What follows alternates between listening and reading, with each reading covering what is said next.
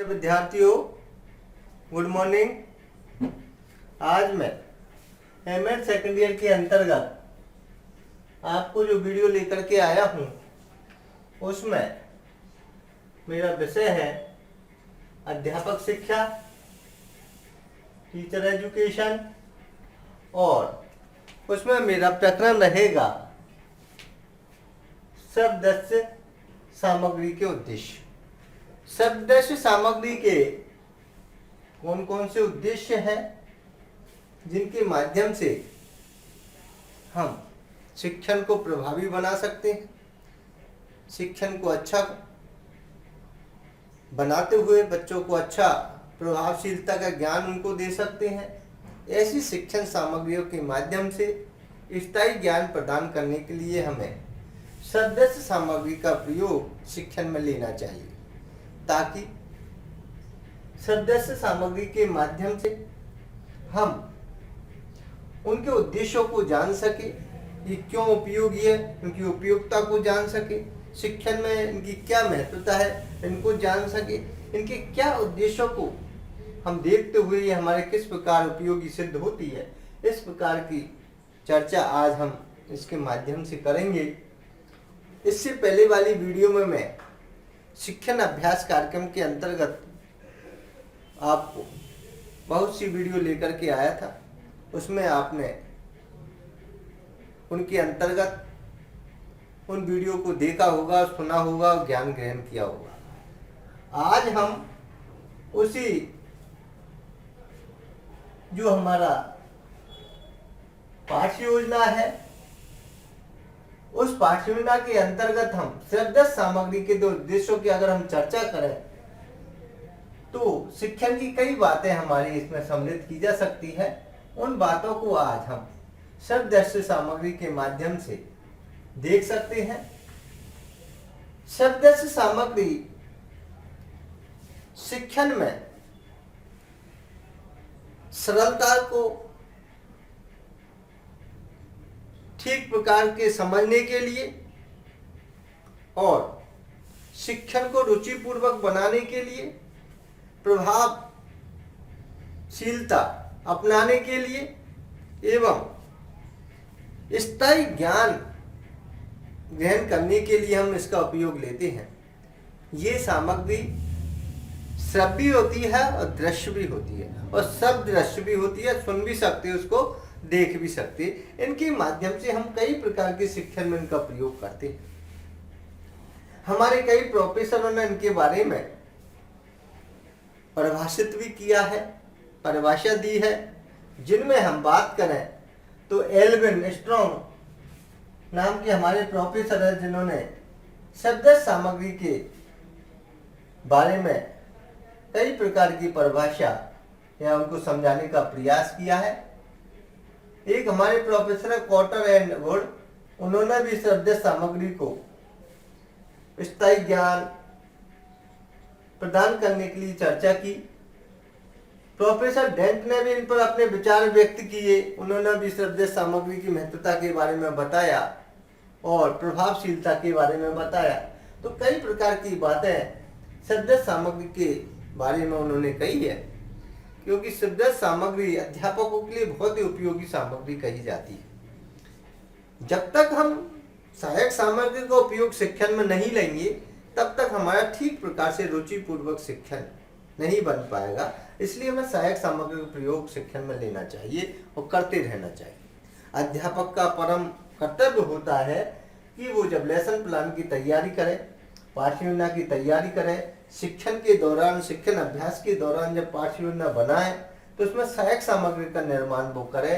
तो सहायक सामग्री निर्माण में भी हम कई प्रकार की सहायक सामग्री का उपयोग कर सकते हैं, जिसमें है दृश्य सहायक सामग्री का भी प्रयोग कर सकते हैं और श्रव्य सहायक सामग्री का भी प्रयोग कर सकते हैं। और इनमें अगर मिलाकर के हम करें तो हम नवाचारों के रूप में दृश्य शब्द सामग्री का भी प्रयोग कर सकते हैं। तो ऐसी कई प्रकार की जो सामग्री है उनको हम शिक्षण में अगर उपयोग में लाए तो छात्र सरलता से उस पाठ को सीख जाएगा, स्थायी ज्ञान उनको हो जाएगा, रुचि उनमें उत्पन्न हो जाएगी और कई प्रकार की जो समस्या है उनकी, उनमें वो दूर हो जाएगी और अच्छा उत्साहवर्धन के साथ वो अपना शिक्षण कार्य कर सकते हैं, पढ़ाई कर सकते हैं, अभ्यास कर सकते हैं। इन सारी चीज़ों के लिए इसलिए अध्यापक को चाहिए कि जो भी प्रशिक्षण हो, जो भी ट्रेनिंग हो, उसमें सहायक सामग्री के उद्देश्यों को, सहायक सामग्री की महत्वता को, सहायक सामग्री की विशेषताओं को और सहायक सामग्री की आवश्यकताओं को बताना चाहिए। आपने जब बीएड की होगी तो आपने इन सारी चीज़ों को पढ़ा होगा, लेकिन एमएड में भी हम कई प्रकार के इनका ज्ञान इसलिए देना चाहते हैं क्योंकि हमें शिक्षण अभ्यास का जो कार्यक्रम होता है उनमें ये भी जुड़ा हुआ पार्ट होता है, इनका भी ज्ञान हमें देना अति आवश्यक होता है। रोजाना मैं आपको नई नई वीडियो लेकर के आया हूँ और कोटा विश्वविद्यालय कोटा के द्वारा जो एमएड का सिलेबस निर्धारित किया गया है, उस एमएड के सिलेबस के अनुसार मैं आपको वीडियो लेकर के आ रहा हूँ। आप रोजाना उन वीडियो को देख रहे होंगे, सुन रहे होंगे। आशा नहीं, पूर्ण विश्वास है कि आप इन वीडियो को देख करके अच्छी तैयारी, परीक्षा की तैयारी आप करेंगे और अच्छे अंकों से आप पास होंगे, क्योंकि महाविद्यालय ने जो सुविधाएं आपको प्रदान की है बहुत सराहनीय है। क्योंकि घर बैठे आपको जो शिक्षण का कार्यक्रम अपनाया जा रहा है, आप वीडियो के माध्यम से उन वीडियो बना कर हम आपको भेज रहे हैं। उन वीडियो के माध्यम से आप घर बैठे बिना कोई कठिनाई के आप अपना शिक्षण कर सकते हैं। ऐसी व्यवस्था महाविद्यालय के द्वारा अपनाई जा रही है। आप उसका लाभ उठाएं और अच्छे अंकों से आप पास होकर के महाविद्यालय का नाम रोशन करें, ऐसी आशा हम रखते हैं। इन्हीं शुभकामनाओं के साथ अब हम चर्चा कर रहे हैं श्रव्य सामग्री के उद्देश्य। वो उद्देश्य कौन कौन से हैं जिनके माध्यम से हम हमारे जो सहायक सामग्री के द्वारा पाठ का विकास ठीक प्रकार से हम कर सकते हैं। जिनमें पाठ के प्रति रुचि पैदा करना। पाठ के प्रति रुचि पैदा करने के लिए हमें कई प्रकार की बातें आती है। जब हम पाठ की तैयारी करते हैं, पाठ को पढ़ाते हैं, अध्यापक पाठ को पढ़ाता है, तो छात्रों में किस प्रकार से उस पाठ के प्रति रुचि पैदा करें। जब तक दृश्य सब सामग्री नहीं होगी तब तक हम रुचि पैदा नहीं कर सकते। रुचि पैदा करने के लिए हमको सहायक सामग्री बतानी होगी और सहायक सामग्री तैयार करनी होगी, तब हम बच्चों को रुचि पैदा कर सकते हैं उसके बारे में। क्योंकि जब सामग्री के अनुसार हम पाठ को पढ़ाएंगे, पाठ को समझाएंगे और बालक रुचि उसमें लेगा, क्रियाशील उसमें होगा, तभी उनमें रुचि उत्पन्न होगी। इसलिए पाठ के प्रति रुचि पैदा करने का उद्देश्य भी श्रव्य सामग्री का होता है। ये भी उद्देश्यों में समाहित किया जाता है। इसलिए हमें अच्छा पाठ पढ़ाने के लिए, सक्रियता लाने के लिए, रुचि पैदा करने के लिए पाठ के प्रति रुचि जागृत करने का भी एक कार्य इनके उद्देश्यों में माना गया है। पहला जो उद्देश्य। दूसरा है तथ्यात्मक सूचनाओं को रोचक बनाना। जो भी तथ्यात्मक सूचनाएं हैं उनको रोचकता प्रदान करने के लिए हमें शब्द सामग्री का भी प्रयोग किया जाता है। इनके उद्देश्यों में समाहित किया जाता है कि तथ्यात्मक जो भी सूचना है उनको किस प्रकार से प्रदर्शित करें, किस प्रकार से छात्रों को बता सकते हैं। बोर्ड पर चार्ट के द्वारा, शब्द सामग्री के द्वारा हम तथ्यात्मक सूचनाओं को कैसे प्रेषित कर सकते हैं, उनमें रोचकता किस प्रकार से ला सकते हैं, किस प्रकार रोचक बना सकते हैं, इस सारे उद्देश्यों को भी इसमें शामिल किया गया है। ये भी उद्देश्य इनका माना गया है। इसलिए तथ्यात्मक सूचनाओं को प्रदर्शित करने के लिए, रोचकता उत्पन्न करने के लिए भी शब्द सामग्री का बहुत महत्व बताया गया, उद्देश्य बताया गया। अगला है अधिगम धारणाओं को सुधार करना। और अधिगम की जो धारणा है उनको सुधार करना भी हमारा इनका कर्तव्य हो जाता है, इनका उद्देश्य हो जाता है शब्द सामग्री के उद्देश्य। अधिगम धारणा क्या है? सीखने की हमारी जो धारणा है उनमें सुधार करना। अगर हम किसी चीज को नहीं समझ पा रहे हैं या समझा पा रहे हैं तो सहायक सामग्री के माध्यम से समझा पाएंगे। बालक नहीं समझ पा रहा है, देरी लग रही है, तो हम सहायक सामग्री को बता करके, तैयार करके अधिगम धारणा में सुधार कर सकते हैं। क्योंकि पुरानी जो धारणाएं हमारी चली हुई है सिखाने की, अध्यापक पुरानी टेक्निक से जो सिखा रहा है, उन धारणाओं में हमें सुधार करना, उन कलाओं में हमें सुधार करना, उन नवाचारों से हमें बताना जो छात्र जल्दी सीख जाए। और जल्दी सीख करके हम उस पाठ का विकास ठीक प्रकार से कर सके, रोचकता पूर्वक कर सके। इसलिए अधिगम धारणा जो हमारी बनी हुई है, सिखाने की जो प्रक्रिया बनी हुई है, सिखाने का जो कार्य हमारा है, उनमें सुधार करने का प्रयास भी हम सर्वदर्श सामग्री के उद्देश्यों के अंतर्गत ले सकते हैं। तो ये भी हमारा तीसरा उद्देश्य माना गया है, अधिगम धारणा में सुधार करना। क्योंकि जब तक हम इनमें सुधार नहीं करेंगे, जब तक हम किसी चीज की सामग्री नहीं बताएंगे, जब तक सर्वदर्श सामग्री को सही उपयोग हम नहीं लेंगे, तब तक छात्रों में उस धारणा के प्रति हम सुधार नहीं कर सकते। पुराने ढर्रे पर वो चली आएगी। नई जो अधिगम प्रक्रिया उनको छात्रों को सिखाने के लिए हमें उनमें सुधार की आवश्यकता पड़ती है। अच्छा शिक्षण कराने के लिए, अच्छे सिखाने के लिए, हमें अधिगम देने के लिए हमें इनमें सुधार करना भी इनका मुख्य उद्देश्य माना गया। इसलिए हमें सहायक सामग्री के माध्यम से सिखाने की प्रक्रिया में सुधार करना चाहिए, अधिगम प्रक्रिया में सुधार करना चाहिए। ये भी उनका उद्देश्य माना गया है। छात्रों को क्रियाशील बनाना। अगला है छात्रों को क्रियाशील बनाना। किस प्रकार हम छात्रों को क्रियाशील बना सकते हैं? कि छात्रों को क्रियाशील बनाने के लिए हमें, क्योंकि छात्रों को क्रियाशील बनाना, अध्यापक और छात्रों में क्रियाशीलता रहनी चाहिए, निष्क्रियता नहीं होनी चाहिए। अगर निष्क्रियता हो गई तो हमें कोई कार्य हमारा संपन्न नहीं होगा। इसलिए सहायक सामग्री के माध्यम से हमें क्रियाशील बनाना होगा।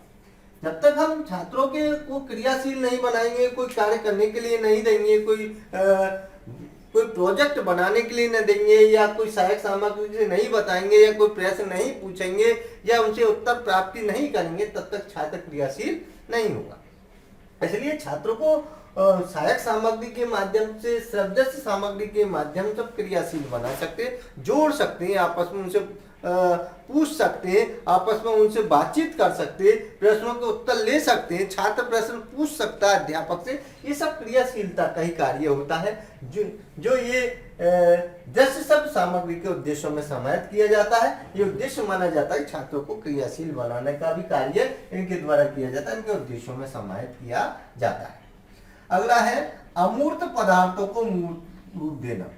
अमूर्त पदार्थों को मूर्त रूप देने के लिए भी हमें शिक्षण शब्द सामग्री का उपयोग किया जाता है। जो भी अमूर्त पदार्थ है उनको मूर्त रूप देने के लिए, क्योंकि कई प्रकार की जो चीजें होती है जो हमें दिखाई नहीं दे रही, उनको साकार रूप देने के लिए हमें शब्द सामग्री या दृश्य सामग्री का प्रयोग हम कर सकते हैं। क्योंकि सुनकर के भी वो पता कर सकता है, देख करके भी, चित्र बनाकर भी हमको मूर्त रूप प्रदान कर सकते हैं, उनको प्रत्यक्ष में दिखा सकते हैं। इसलिए हम छोटे बच्चों को कई प्रकार के हम फलों के बारे में जानकारी देना चाहे, या पशुओं के बारे में जानकारी देना चाहे, या पेड़ पौधों के बारे में जानकारी देना चाहे, तो हमें अमूर्त पदार्थों जो भी हमारे उनको दिखाई नहीं दे रहा, पढ़ा तो रहे, लेकिन उन चीज को हम जैसे नीम के बारे में बता रहे हैं, या हाथी के बारे में, जानवर के बारे में बता रहे हैं, या हम किसी भेड़ के बारे में बता रहे हैं, या बकरी के बारे में बता रहे हैं, तो वो जान तो पा रहा, सुन तो रहा है, लेकिन उसने देखा नहीं है कि वो होती कैसे।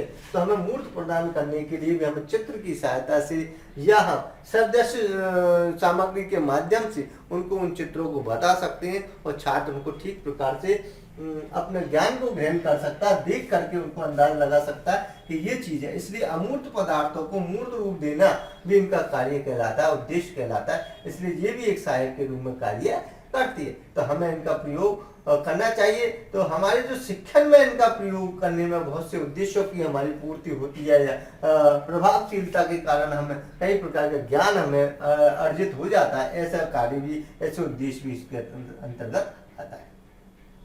अगला है अध्ययन की रुचियों को विकसित करना। अध्ययन की जो रुचियां हैं उनको विकसित करने का जो उद्देश्य है वो भी इसमें समाहित किया जाता है कि अध्ययन की कौन कौन सी रुचियां हैं, उन रुचियों को हम विकसित करें। हम उस पाठ के प्रति रुचि जागृत करने का भी, हमारे अध्ययन के प्रति रुचि जागृत हम किस प्रकार से कर सकते हैं। जब तक हम सर्वदर्श सामग्री को नहीं बताएंगे, नहीं सुनाएंगे, चित्र नहीं बताएंगे, उनको सुनना और देखने का कार्यक्रम नहीं करेंगे, जब तक उनकी रुचियां विकसित नहीं होगी। हम छोटे बच्चों का अगर पाठ का हम निर्माण कर रहे हैं तो छोटे बच्चे चित्रों से ज्यादा प्रभावित होते हैं। छोटे बच्चों को हम फिल्म अगर हम दिखा रहे हैं तो उससे ज्यादा प्रभावित हो गए। अब बच्चे सबसे ज्यादा कार्टून देखते हैं तो कार्टूनों में रुचियां सबसे ज्यादा प्रदर्शित होती है, क्योंकि उसको देखते हैं, उनमें रुचि पैदा होती है। ऐसे ही हमें शिक्षण में भी रुचियों को विकसित करने के लिए हम दृश्य सामग्री का प्रयोग करना चाहिए, श्रव्य सामग्री का प्रयोग करना चाहिए, श्रव्यदृश्य सामग्री का प्रयोग करना चाहिए, तभी उनमें रुचियां विकसित कर सकते हैं। इसलिए पाठ के विकास में अध्ययन के प्रति या शिक्षण के प्रति या अधिगम के प्रति रुचि जागृत करने के लिए हमें जो सहायक सामग्री का प्रयोग ज्यादा से ज्यादा करना चाहिए, उनको बताना चाहिए, इनके माध्यम से ज्ञान देना चाहिए। तो ये भी हमें अध्ययन रुचियों को विकसित करने का भी उद्देश्य इनमें माना गया है। अगला है प्रतिभाशाली बालकों के ज्ञान में वृद्धि करना। जो भी प्रतिभाशाली बालक है उनके ज्ञान में और वृद्धि की जाती है। जिन बालकों की IQ अच्छी रहती है, जिन बालकों में प्रतिभाशालीता होती है, जो एक बार में ही जल्दी सीख जाते हैं, उन बालकों को और भी ज्यादा प्रतिभाशाली बनाने के लिए, उनके ज्ञान में वृद्धि करने के लिए हमें दृश्य श्रव्य सामग्री का उपयोग लेना चाहिए, उनको बताना चाहिए, ताकि वो क्रियाशील रह करके आगे बढ़ सके और ज्ञान ग्रहण कर सके, अच्छा ज्ञान ग्रहण कर सके। इसलिए उनके बालकों में ज्ञान वृद्धि करने का भी एक उत्तम माध्यम ये कहलाता है। क्योंकि प्रतिभाशाली जो बालक होता है वो पहले से थोड़ा बहुत जानकार, पूर्व ज्ञान उनको होता है, नवीन ज्ञान से उनको जोड़ दिया जाता है, लेकिन हम दृश्य श्रव्य सामग्री से भी उनको ज्यादा ज्ञान हम और ज्यादा दे सकते हैं और नई तकनीक, नई नवाचारों से वो जुड़ सकता है, ऐसा ज्ञान भी उनको दे सकता है और पाठ का विकास वो ठीक प्रकार से कर सकता है। स्वयं जल्दी समझ सकता है, दूसरों को भी समझा सकता है और भी आगे के पाठों को वो तैयार कर सकता है, उनकी गहन रुचि उसमें ले सकता है और आगे अपनी वृद्धि कर सकता है। ऐसे ज्ञान में वृद्धि करने के लिए अन्य सब्जेक्टों के ज्ञान में से जोड़ते हुए हमें प्रतिभाशाली बालकों के ज्ञान में वृद्धि हम कर सकते हैं। तो ये भी एक माध्यम इनके द्वारा कहा जाता है। तो दृश्य शब्द सामग्री बहुत ही जो उपयोगी है, इनके उद्देश्यों को हम इसमें समाहित कर सकते हैं। तो प्रतिभाशाली छात्र जो होते हैं, बालक बालिका, उनमें वृद्धि करना, उनके ज्ञान में वृद्धि करना भी हमारा इनका परम उद्देश्य हो जाता है। ये भी कार्य हमारा माना। मानसिक मंदता वाले छात्रों को आधारभूत मूर्त ज्ञान प्रदान करना। मानसिक मंदता वाले छात्रों को आधारभूत मूर्त ज्ञान प्रदान करना। जो भी मानसिक मंदता वाले छात्र होते हैं, मानसिक बुद्धि में कमजोर होते हैं, मंद बुद्धि के होते हैं, उन छात्रों को मूर्त ज्ञान प्रदान किया जाता है। चित्रों को दिखा करके उनमें अच्छा ज्ञान दिया जाता है, प्रत्यक्ष रूप से उनको समझाया जाता है। चित्र देख करके वो प्रभावशीलता अपना सकते हैं और चित्रों से माध्यम से वो जल्दी सीख जाते हैं और मंदता उनकी दूर करने की हम कोशिश करते हैं। ये भी ज्ञान हमारा इनके द्वारा दिया जाता है। तो मानसिक मंदता वाले छात्रों को आधारभूत मूर्त ज्ञान प्रदान करने के लिए भी हमें इन उद्देश्यों को प्राप्त करना चाहिए। ऐसी जो आवश्यकता है उन उद्देश्यों से हम पूर्ति कर सकते हैं। दृश्य शब्द सामग्री के उद्देश्यों से हम मंदता को धीरे धीरे हम दूर कर सकते हैं। एक एक चीजें हमको सुनाएंगे और समझाएंगे और दिखाएंगे तो कई प्रकार की वो मानसिक वृद्धि उनकी होगी। कई प्रकार की जो मानसिक जो उनमें दिक्कत है, कई प्रकार की मंदता जो आ जाती है, कई प्रकार के मस्तिष्क का विकास उनका नहीं हो पाता, उन सहायक सामग्रियों के माध्यम से, दृश्य सामग्री के माध्यम से हम इन कमियों को दूर कर सकते हैं और उनका विकास कर सकते हैं, शिक्षण का विकास कर सकते हैं और बच्चों के मानसिक विकास भी इसके द्वारा कर सकते हैं। तो इसलिए आधारभूत मूर्त ज्ञान देने के लिए, उनको प्रत्यक्ष दिखाने के लिए,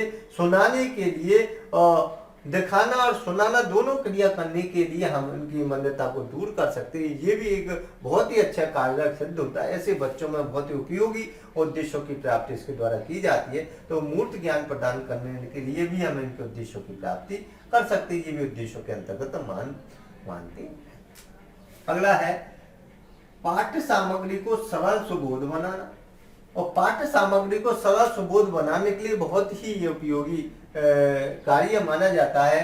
दृश्य शब्द सामग्री को उद्देश्यों में समाहित किया जाता है। ये भी उद्देश्य उनका माना जाता है कि जो भी हमारी पाठ्य सामग्री होती है, पाठ्यक्रम का जो लेसन प्लान हम तैयार करते हैं, पाठ्य योजना तैयार करते हैं, और जब छात्रों को हम शिक्षण के लिए जाते हैं, अध्यापन के लिए जाते हैं, छात्र उनको सीखने का कार्य करता है, तो हम पाठ्य सामग्री को सरल बनाने का प्रयास करते हैं। और सरल किस प्रकार से बन सकती है?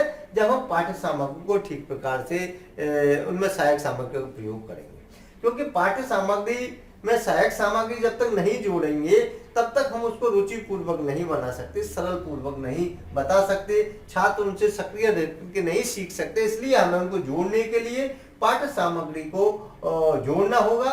क्योंकि सामग्री जब तक पाठ्यक्रम के साथ साथ नहीं जोड़ी जाएगी तब तक हम शिक्षण को अध्यापन कार्य को सरल नहीं बना सकते। इसलिए हमें सरल सुबोध बनाने के लिए हमें दृश्य शब्द सामग्री के उपयोग लेना चाहिए, उनके माध्यम से उनको पढ़ाना चाहिए और पढ़ाते हुए हमें इनका उपयोग लेते हुए हमें ज्ञान देना चाहिए, क्योंकि अध्यापक के लिए बहुत ही उपयोगी है।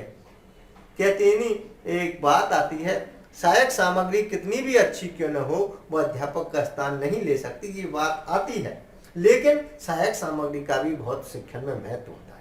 वो बात सही है कि अध्यापक का स्थान तो नहीं ले सकती, लेकिन सहायक सामग्री भी कम नहीं है, क्योंकि अध्यापक को सहारा प्रदान करने के लिए, स्थायी ज्ञान प्रदान करने के लिए, छात्रों को रुचिपूर्वक ज्ञान देने के लिए, छात्रों को सक्रियता बनाने के लिए, छात्रों को क्रियाशील बनाने के लिए हमें सहायक सामग्री का उपयोग ज़्यादा से ज़्यादा लेना चाहिए। क्योंकि हम सहायक सामग्री को जब तक नहीं बताएंगे हमारे ज्ञान में प्रभाविकता नहीं आएगी, छात्र को संतुष्टि हम प्रदान नहीं कर सकते, छात्र ठीक प्रकार से उसको देख करके ज्ञान ग्रहण कर सकता है। इसलिए उसका उद्देश्य माना गया।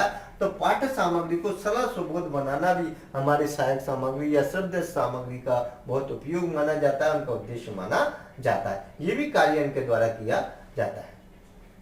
छात्र अवधान को केंद्रित करना, छात्र अवधान को केंद्रित करने के लिए भी हमें दृश्य शब्द सामग्री का उपयोग लेते हैं, इनका उद्देश्य माना गया छात्र के ध्यान को केंद्रित करने के लिए। कई बार आपने देखा होगा, छात्र को अध्यापक पढ़ाता है लेकिन अध्यापक की बातों को छात्र ध्यानपूर्वक नहीं सुनते, उनका ध्यान दूसरी जगह चला जाता है, उनके ध्यान अन्य कार्यों में लग जाता है। तो उनको ध्यान को केंद्रित करने के लिए, छात्रों के अवधान को केंद्रित करने के लिए हमें शब्द सामग्री को बताना होगा। अगर छात्र क्लास में उद्दंडता कर रहे हैं, उन उद्दंडता को रोकने के लिए हमें उस समय शब्द सामग्री का उपयोग लेना चाहिए, उनको बताना चाहिए, ताकि एक साथ उनका जो ध्यान है उस ओर चला जाए और उसकी ओर ध्यानपूर्वक उनके साथ वो देखने लग जाए। ऐसे छात्रों के अवधान को केंद्रित करने के लिए भी हमें दृश्य शब्द सामग्री के उपयोग की आवश्यकता होती है। और इन सामग्री के उद्देश्य की बहुत हमारी अहम आवश्यकता इसलिए होती है क्योंकि छात्रों के ध्यान को केंद्रित करने के लिए, ध्यान को केंद्रित करने के लिए हमें जो उद्देश्यों की जो आवश्यकता है, जरूरत है, यहाँ पूर्ति उनकी की जाती है। क्योंकि कई बार क्या है कि छात्र बैठे तो रहते हैं लेकिन ध्यान दूसरी जगह चला जाता है, पढ़ाई में रुचि नहीं ले रहे हैं, पढ़ाई बातें कर रहे हैं, और उन बातों को हटा करके हमें किसी चीज़ के लिए एक माध्यम से हम अगर कोई दृश्य हमको दिखा रहे हैं, सब उनको कोई बात सुना रहे हैं, सब दृश्य के माध्यम, टेलीविजन के माध्यम से, रेडियो के माध्यम से या कोई प्रोजेक्टर के माध्यम से कोई बात बताते, एक साथ छात्र सीखने का प्रयास करते हैं, ललक उनमें रहती है, उत्सुकता उनमें रहती है। इसलिए हम छात्र अवधान को केंद्रित करने में भी इसका बहुत अच्छा रोल कहलाता है। दृश्य शब्द सामग्री का उद्देश्य इसके अंतर्गत समाहित किया जाता है। तो आज हम शिक्षण में अगर बात करें तो इनका बहुत ज्यादा रोल दृश्य सामग्री का उद्देश्यों के अंतर्गत माना जाता है, क्योंकि जब तक हम इनका उपयोग शिक्षण में नहीं लेंगे तब तक हमें कोई ज्ञान ठीक प्रकार से स्थायी ज्ञान हमें प्राप्त नहीं हो सकता। इसलिए हमें इन उद्देश्यों को प्राप्ति के लिए और इन उद्देश्यों के कई प्रकार से शिक्षण में इनकी उपयोगिता लाने के लिए, आवश्यकताओं की पूर्ति के लिए, छात्रों को संतुष्ट करने के लिए और अध्यापकों के ज्ञान में वृद्धि करने के लिए, प्रशिक्षणार्थी को प्रशिक्षण के दौरान सहायक सामग्री का ठीक प्रकार से ज्ञान देने के लिए हमें सब दृश्य सामग्री के उपयोग का जो है ज्ञान उनको देना चाहिए, ताकि हम ट्रेनिंग में इन सारी चीज़ों को बताएं और वो स्कूल में जाकर के, विद्यालय में जाकर के, जहाँ भी वो अपना सेवा देंगे वहाँ बच्चों को ऐसी सामग्री बना करके ले जाएं, चार्ट बना कर ले जाएं, मॉडल बना करके ले जाएं, या रेडियो के माध्यम से या टेलीविज़न के माध्यम से या कंप्यूटर के माध्यम से, नवाचार के माध्यम से या लैपटॉप के माध्यम से या मोबाइल के माध्यम से, जो भी उनके यंत्र हैं, जो भी हमारे नवाचार में हम उसको उपयोग ले सकते हैं, उन जो उपयोग जो शब्द सामग्री के अंतर्गत आते हैं उन चीज़ों को नए जो नवाचारों के द्वारा हम उसको शिक्षण में उपयोग ले सकते हैं। ऐसे उद्देश्यों को समाहित करते हुए हमें शिक्षण में इनका कार्य करना चाहिए और शिक्षा की समस्या को हम दूर कर सकते हैं, छात्रों की समस्या को हम दूर कर सकते हैं, ऐसी बात हमारे इसके अंतर्गत आनी चाहिए। तो इसलिए अगर हम बात करें तो अध्यापक शिक्षा में दृश्य सामग्री का जो उद्देश्य है उनको काफी महत्वता प्रदान की गई है, क्योंकि जब अध्यापक शिक्षा की जब हम बात करें, अध्यापकों का विश्वास समाज के लोगों को के लिए बहुत जरूरी है, क्योंकि समाज के लोगों का जो बच्चों का भविष्य है वो अध्यापक निर्धारित करता है और सारा भविष्य अध्यापक पर टिका रहता है बच्चों का। इसलिए हमें अध्यापकों के लिए भी इन सारे ज्ञानों को देने के लिए आवश्यकता महसूस होती है। इसलिए हमें दृश्य सामग्री का जो ज्ञान है वो भावी अध्यापकों के लिए प्रशिक्षण के दौरान हमें इनमें समय समय पर नवाचारों का ज्ञान उनको देते रहना चाहिए, ताकि उस ज्ञान को प्राप्त करते हुए वो जब भी सेवा में जाए, विद्यालय में जाए, शिक्षण वो कराएं, अध्यापन का कार्य वो कराएं, तो छात्रों को रुचिपूर्वक करा सके। और छात्रों में कई प्रकार की विभिन्नता ली हुई कक्षा में छात्र बैठे रहते हैं। कोई मंद बुद्धि वाला छात्र भी बैठा रहता है, कोई उच्च बुद्धि वाला छात्र भी बैठा रहता है, कोई तीव्र बुद्धि वाला छात्र भी बैठा रहता है। उन जो छात्र हैं उनको उपयुक्तता लाने के लिए हम सहायक सामग्री का प्रयोग हम करते हैं, क्योंकि जब तीव्र बुद्धि वाला छात्र होगा तो वो अपने ज्ञान में और वृद्धि करेगा, मंद बुद्धि वाला छात्र होगा तो मानसिकता का विकास उनका होगा, मस्तिष्क का विकास होगा। तो ये कई प्रकार के जो है विभिन्नता वाले छात्र होते हैं, उनको कई प्रकार से उपयोगी हम ले सकते हैं। और शिक्षा में जो रुचियां घटती हुई जा रही है शिक्षण के अंतर्गत, उन रुचियों को दोबारा से हमें जोड़ने के लिए, कई प्रकार के ध्यान को केंद्रित करने के लिए, कई प्रकार के जो हमारे अधिगम की धारणा में सुधार करने के लिए और अमूर्त पदार्थ को मूर्त रूप प्रदान करने के लिए हम इसका समय समय पर उपयोग करते रहते हैं। इसलिए हमें आशा नहीं पूर्ण विश्वास है कि आपने सहायक सामग्री को धैर्यपूर्वक जाना और सुना, और मैं पुनः आपको दूसरी वीडियो लेकर के आऊँगा, क्योंकि मैं समय समय पर आपको अलग अलग वीडियो लेकर के आया हूँ। जय हिंद, जय भारत, क्योंकि नमस्कार, धन्यवाद।